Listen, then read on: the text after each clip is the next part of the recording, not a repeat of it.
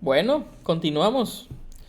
Estamos hablando de los elementos de un plano arquitectónico. Ya en el primer video hablamos un poco de los ejes principales, secundarios y de las boyas, ¿no? También cómo nombrar un eje, si es inclinado o si es curvo, ¿no? Más bien cómo acotarlo, ¿no? Ahora tenemos el elemento principal y el que nos va a ayudar a entender mucho mejor todo nuestro proceso de diseño, que son los muros, ¿no? ¿Qué son los muros? Vamos a leer aquí los conceptos, ¿no? Determinar el origen etimológico del término muro nos lleva hasta el latín. Y es que deriva de la palabra murus, que puede traducirse como pared exterior. Un muro es una construcción que permite dividir o delimitar un espacio. El término suele utilizarse como sinónimo de pared, muralla o tapial, según el contexto, ¿no?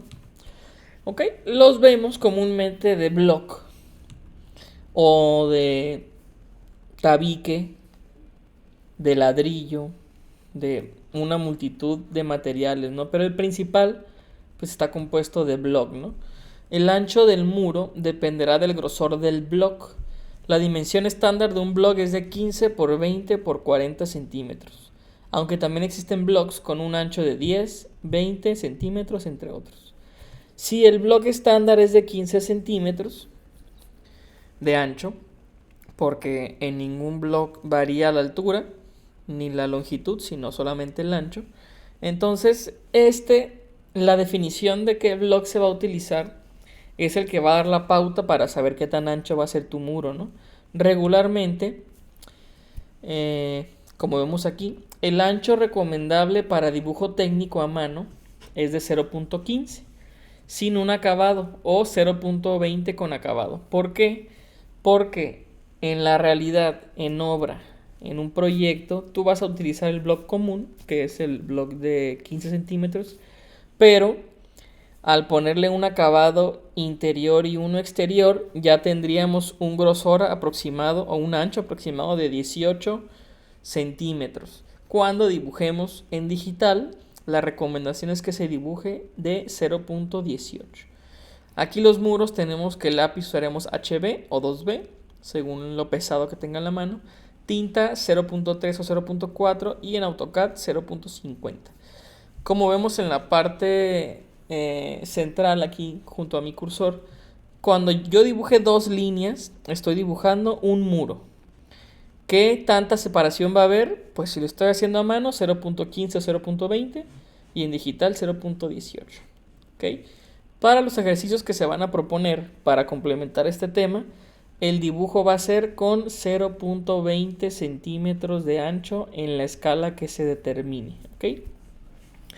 Entonces aquí tenemos en gris con un relleno sólido los muros de este proyecto, de este dibujo conceptual, que tenemos una cocinita, un cuartito chiquito y un baño, ¿no? Muy bien, muros bajos o muros divisorios. Los muros divisorios tienen la función de separar, aislar y pueden tener propiedades acústicas, aislantes, térmicas o impermeables. Se hacen de materiales diversos y según su forma y material tienen diferente clasificación. Se representa generalmente con dos líneas delgadas.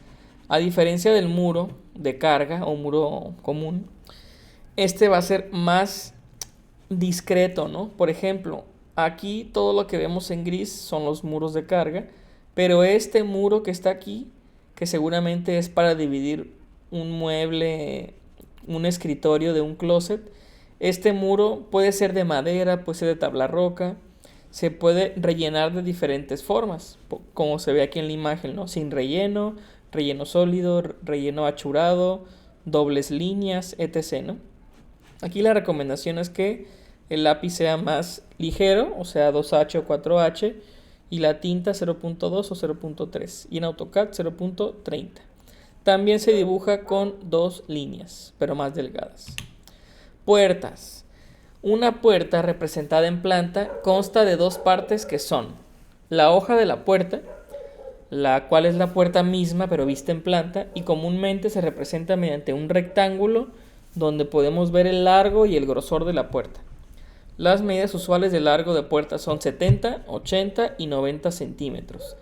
En el caso de una puerta de entrada debe ser por lo menos de 80 centímetros. Medidas usuales de grosor de puerta, usualmente de 5 a 7 centímetros o mayor según el diseño de la puerta. Y el segundo elemento, aparte de la hoja de la puerta, es el abatimiento o recorrido de la puerta, el cual corresponde al giro que ésta realiza al abrirse o cerrarse desde su punto de pivote, o sea, sus cerrajes, ¿no? Por lógica debe ser un cuarto de círculo o también se puede representar mediante una línea diagonal en 45. Yo no recomiendo mucho esto, lo recomiendo con un cuarto de círculo. Aunque se recomienda la primera opción ya que nos muestra el proceso de abertura o cierre de la misma de manera realista.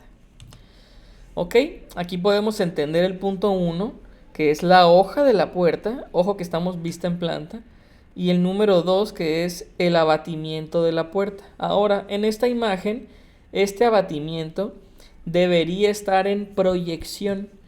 ¿Qué es proyección? Pues tener líneas discontinuas. ¿Por qué? Porque esta línea o este abatimiento no existe, es un movimiento físico. Entonces yo pudiera confundir con que este cuarto de círculo es un elemento del plano cuando no es cierto, ¿no? Entonces aquí en el número 2 la puerta debe estar con una proyección, ¿no? Aquí tenemos un muro, este símbolo que es como un rayito de flash es una línea de corte. Esta línea de corte pues simboliza que para acá continúa un muro o similar, ¿no? Entonces, línea de corte, muro, puerta, abertura de la puerta. Aquí está la segunda opción que se mencionó, pero pues vamos a optar por la primera opción que sería esta, ¿no? Normalmente se van a ver así. El lápiz se recomienda que sea 2H o 4H, tinta 0.2 y en AutoCAD 0.2 o 0.30, ¿no? Puertas. Aquí está más sencillo. De forma correcta, pues tiene la hoja de la puerta y el abatimiento. De forma incorrecta, pues no tiene abatimiento, ¿no? Siguiente tema, las ventanas, ¿no? Representación en planta. Al ser vista en planta, las ventanas siguen normas similares a las puertas, pero con la diferencia de que en este caso tendremos más variantes y además deberemos dibujar siempre el antepecho. Ahorita hablamos de eso, ¿no? De estas. Estén las ventanas abiertas o cerradas en el plano. El antepecho debe ser la línea fina, ya que no es parte del muro cortado. Para entenderlo mejor, podemos interpretar las ventanas en planta a partir del siguiente esquema, ¿no? Muy bien. Esta es una puerta que está siendo cortada, ¿no? Aquí tenemos muro y aquí está la puerta con su marco, su cristal y todo. Aquí simboliza el corte de la planta y ya vamos a verlo ahora sí en planta. Pero ¿qué es el antepecho? El antepecho es el muro bajo que se encuentra antes de llegar a la ventana, o si lo quieren ver de otra forma, donde empezaría la ventana, ¿no? Este cachito de muro. Entonces, como yo estoy en vista en planta, voy a ver en corte, voy a ver el muro, voy a ver el herraje o la herrería de la ventana y voy a ver el cristal, ¿no? Pero más abajo también voy a ver dos líneas, esta y esta, que sería el antepecho, ¿no? Entonces, esta en general sería la simbología de mi ventana: herraje, cristal y con línea más fina antepecho. No debe nunca no estar el antepecho, ¿no? A menos que tu ventana sea de piso a techo. Si tu ventana es de piso a techo, pues no tiene un antepecho que ponerse, ¿no? Aquí esta es la forma incorrecta, ¿no? ¿Por qué? Porque no tiene un antepecho, ¿no? A menos, como les dije, que la ventana sea de piso a techo. Muy bien. Entonces, volviendo a esta imagen de referencia, aquí tenemos con línea azul una ventana. A veces se van a topar también en planos que pues nada más viene marcado con dos líneas y una línea al centro, ¿no? También se puede entender como una ventana, ¿no? Pero la representación correcta es esta, justo esta, ¿no? Herraje, dos cuadritos que nos marcan el grosor del marco de la ventana. Pues obviamente hay que investigar grosores de ventana. El cristal de nuestra ventana junto con cómo quedaría aquí herméticamente cerrado con el marco visto desde abajo. y el antepecho, ¿no? 2 líneas, perfecto. 2H o 4H para lápiz, tinta 0.2 y en AutoCAD 0.2 o 0.30, ¿no? En mobiliario, es un tema muy extenso, pero pues obviamente se tiene que investigar dependiendo del área que tú estés proponiendo, dibujando, qué tipo de mobiliario y cómo se representa en planta ese mobiliario, ¿no? Aquí tenemos comedores con un estilo de sillas específico, camas, sofás, un comedor de muchas personas, escritorios en L, una infinidad de blogs y de dibujos, ¿no? Aquí sí hay que ser muy puntuales en según qué tipo de elemento y qué dimensión, pues cómo se va a ver, ¿no? Aquí, por ejemplo, tenemos una cama, seguramente es una cama tal vez matrimonial o king size, no hay forma de saber, pero aquí tenemos 2 camas individuales, entonces se ven a diferente escala, no están aquí en escala, pero según lo que queramos representar de mobiliario, se tiene que hacer el dibujo y la investigación correspondiente, ¿no? Cotas. La acotación es el proceso de anotar mediante líneas, cifras, signos y símbolos las medidas de un objeto sobre un dibujo previo del mismo, siguiendo una serie de reglas y convencionalismos establecidos mediante normas. Ojo aquí con las cotas. La acotación es el trabajo más complejo del dibujo técnico, ya que para una correcta acotación de un dibujo es necesario conocer no solo las normas de acotación, sino también las características del plano o dibujo a acotar. Al acotar no se puede proceder de cualquier manera. La información que se representa en el acotado debe disponerse de tal modo que su lectura sea fácil y rápida. Aquí tenemos un pequeño reglamento de acotación del lado derecho. Vamos a leerlo también, ¿no? Número 1. Una cota solo se indicará una sola vez en un dibujo, salvo que sea indispensable repetirla. Eso es muy importante porque a veces tenemos repetidas 2 o 3 veces cotas, sobre todo en dibujos en 2D, y no debe ser así, ¿no? No debe omitirse ninguna cota o ninguna medida. Las cotas se colocarán sobre las vistas que representen más claramente los elementos correspondientes. Todas las cotas de un dibujo se expresarán en las mismas unidades. En caso de utilizar otra unidad, se expresará claramente a continuación de la cota. Regularmente, en nuestro sistema métrico usaremos metros. O sea, si yo tengo 1 metro, pues sería 1m. Si tengo 50 centímetros, 0.5m, ¿no? Las cotas se situarán por el exterior de la pieza o del plano. O sea, nunca vamos a acotar dentro del plano, a menos que sea muy importante marcar una cota interior, ¿no? Las cotas se distribuirán teniendo en cuenta criterios de orden, claridad y estética. Muy bien. ¿Cómo acotar? Aquí sigan esta imagen, por favor. Aquí tenemos varios elementos que ya vimos en este segundo punto del video, que es el muro vertical, vertical, vertical, vertical y horizontal. Tenemos el eje correspondiente, la boya con su número, tenemos puertas y aquí entre cada eje se marcan las cotas. Pero ¿cuántas cotas debo tener? Bueno, existen o debemos marcar 3 tipos de cota. La primera es la distancia entre eje y eje. Aquí tengo eje 5, 6, 8 y 9. Entonces, entre cada eje va una cota. De aquí para acá. De aquí para acá. De aquí para acá. El siguiente es la sumatoria entre 2 ejes. Por ejemplo, aquí, si estoy en obra y vamos a ponerle de ejemplo que este es un baño y esta es una sala, y me preguntan, ¿cuánto mide el baño y la sala?